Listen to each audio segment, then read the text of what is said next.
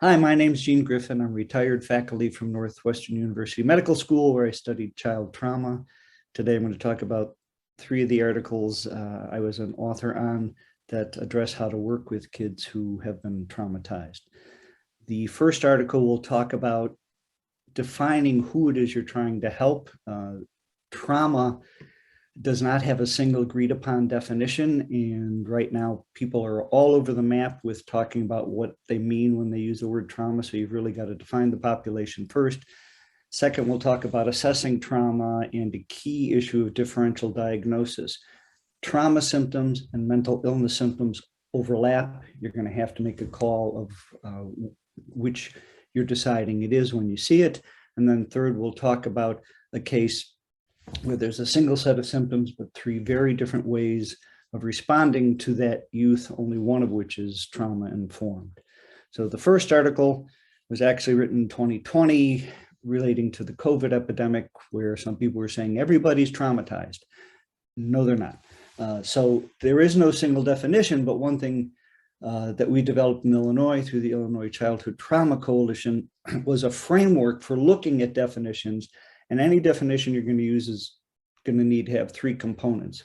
I will say this framework was later adopted by SAMHSA nationally, and you'll see that in some of the publications we cite. So the first issue in defining trauma is there has to be an event that occurs, the first E. And so this is something that's objective, it's negative, but it's measurable, you can count them.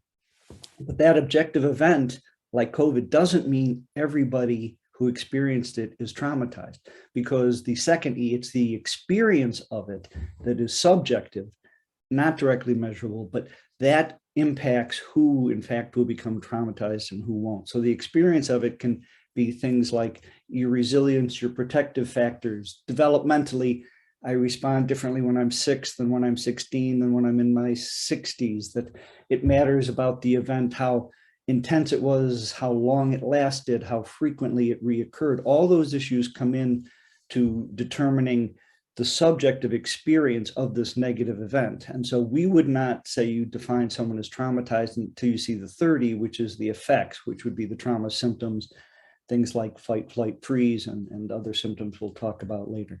So you need all three.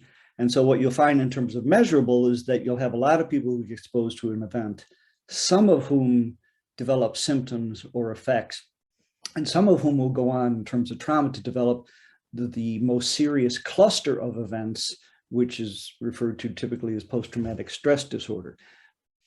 Trauma is more than just post-traumatic stress disorder, but it's not everybody who gets exposed to an event. So that becomes the issue is in you picking out your definition of who it is you want to work with.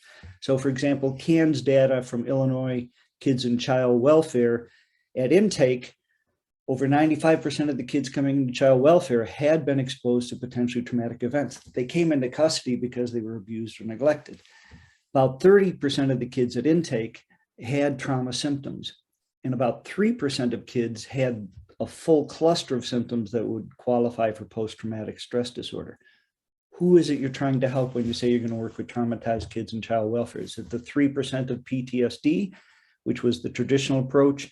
Was it the 95% of kids who are at risk because they've all been exposed and you could work with them? Or is it the 30% in the middle that are having some symptoms, but it hasn't grown to PTSD yet? The second article then gets into how to assess trauma. And basically, the final recommendations say, first of all, you have to be measuring trauma. So we use the CANS tool that included not only mental health issues, but also trauma issues.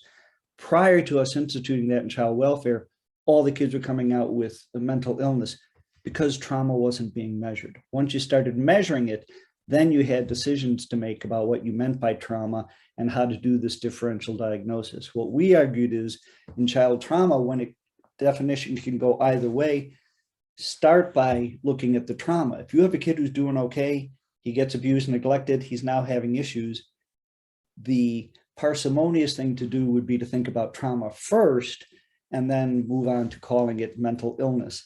We also argue that in terms of what do you start treating, we would say don't wait for full-blown PTSD. If you're seeing trauma symptoms, start treating the 30%. Don't wait till the full impact develops. So what you're going to run into with differential diagnosis is the notion that some kids you'll be seeing won't have any symptoms. Some will have trauma symptoms, but not mental illness symptoms. Some will have mental illness symptoms, but not trauma, because independently you can have kids with mental health issues. The key area is what on the graph is labeled E, when you have the overlapping symptoms. That's when you're going to have to decide what you want to label it. And it is not an insignificant issue. The American Academy of Child and Adolescent Psychiatry in 2010 talked about diagnosing child trauma, and they argued there are 8 mental illness diagnoses that could also be used. And so they said, before you diagnose trauma, consider these 8 diagnoses. Our article argues the door swings both ways. Before you diagnose any of these 8 mental illnesses, consider child trauma, particularly in cases of child welfare. It makes a huge difference, because once you put that label on, best practices will take you in different directions. If you're diagnosing anxiety, you would start treating the youth with anti-anxiety meds. Attention deficit, you'd start treating with a stimulant. Bipolar, you start by medicating with a mood stabilizer. Depression, you'd medicate with an antidepressive. All the way to psychotic disorders, you'd use antipsychotics. That's all best practice. The American Academy agrees, best practice, you don't start with medication if it's trauma. So that's where you can get kids in child welfare, or any area really, that have major high-risk behaviors, have these symptoms, and you could either be using half a dozen medications or none to start treating the kid. And it really matters what you're going to call it. So our CANS data looks at, by age, how many of these kids had these overlapping symptoms, because that's where you're going to differentiate it. And so it's the dark purple at the top that you run from no symptoms to trauma only, mental health only. It's the dark purple. For 0 to 6-year-olds, 13% of the kids. 7 to 12-year-old, we found about 40% of the kids, you could call it either way. For the teenagers, over half the kids, you're going to have to make the call, this differential diagnosis of, am I calling it trauma or mental illness? And it's going to matter in terms of how you diagnose it, how you bill it, how you treat it. This article goes into a lot of those issues.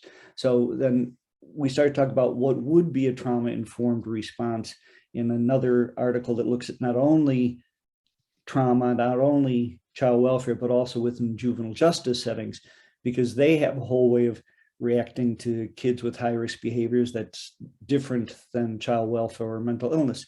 So let's assume we have a 16-year-old male, not sitting still, not paying attention, overreacting to slights, doesn't trust adults, disrespectful, runs away, getting into fights.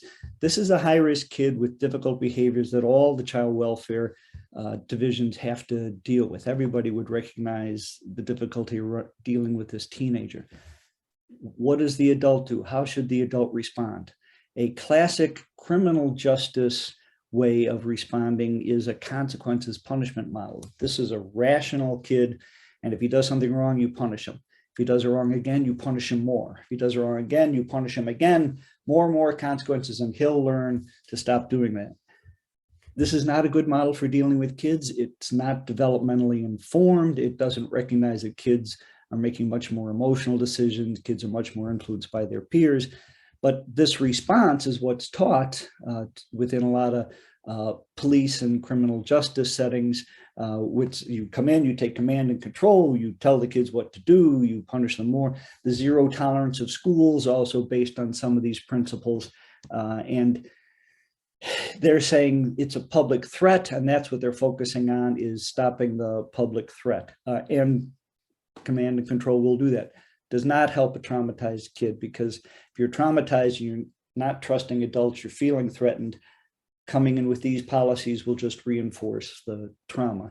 So another lens you could use, other than the consequences lens, is a mental health model. The mental health model we've already talked about. That's where you would say, okay, this kid, it's not just the public threat, it's the fact he's not sitting still, not paying attention. That could be attention deficit. So a teacher could refer a kid for a mental health assessment, and there are symptoms there of attention deficit. So if it's attention deficit, best practices would say you treat with a stimulant like Ritalin, and that will truly help kids who have attention deficit. Great. If a kid truly has attention deficit, but you're coming in with punishing him more and more every time he's not sitting still and every time he's walking away, is that going to help a kid with attention deficit? No, it's not. In fact, it's just going to be more frustrating and he's going to get more upset. So if you're interpreting it as the kid's a bad kid, threat kid, but in fact it's mental illness, you're going to have a bad match. Same kid, same symptoms, two very different ways of responding. But now let's add in the trauma lens. And if you know that and you train an adult to use it, they would look at a kid like this and they would say, well, okay, yeah, there's the threat. Yes, there's possibility of mental illness, but you know what? The running away, getting fight, that's fight or flight behavior. And if you know anything about this kid and there's a history of adverse events, you would respond with the trauma model, which focuses much more on helping the kid feel safe, connecting with the kid using the adult supportive relationship, then work with the kid on his self-regulation skills and building some strengths and resilience. That's a trauma-informed response. And so if you, in fact, have a traumatized kids, but you're responding with a consequence punishment model, that is not going to calm a traumatized kid down. In fact, that's going to set him off because he's defending himself, you're coming at him, and it's now a fight between the adult who's out to get him and the kid who's being overly defensive. If you're coming in and saying, well, it's a mental illness problem like attention deficit, you're going to medicate this kid with a stimulant. Great if it's attention deficit. If it's really trauma kids are hyper aroused, they're nervous on edge. They don't need a stimulant. That isn't going to help. That's just going to exacerbate the problem. So again, with child trauma, you wouldn't start with medication. You wouldn't start with punishment. You'd start with de-escalating, calming the situation down, connecting with the kid, and then working on the self-regulation skills and long-term more on the strength. Very different approaches. The point being, it's the same kid. What I described was one youth with one set of symptoms, three completely different responses. The responses are not based on the kid. The responses are based on the adult and what lens he's using to understand the behaviors he's seeing. And so if you don't train staff to recognize that there are multiple ways of understanding this behavior, if everything's a hammer, if everything's a nail, then it's a hammer, whatever the expression is, they're just going to keep responding in the same way. So unless you train law enforcement, unless you train educators, unless you train child welfare, juvenile justice folks, that there are multiple ways of seeing behaviors, they're not going to see the trauma. You got to define it, you've got to measure it, and then you've got to train people to understand it before you can appropriately respond in a trauma-informed way to really help the youth. All these issues are laid out in the various articles that we'll post at the end of this. Thank you for your time.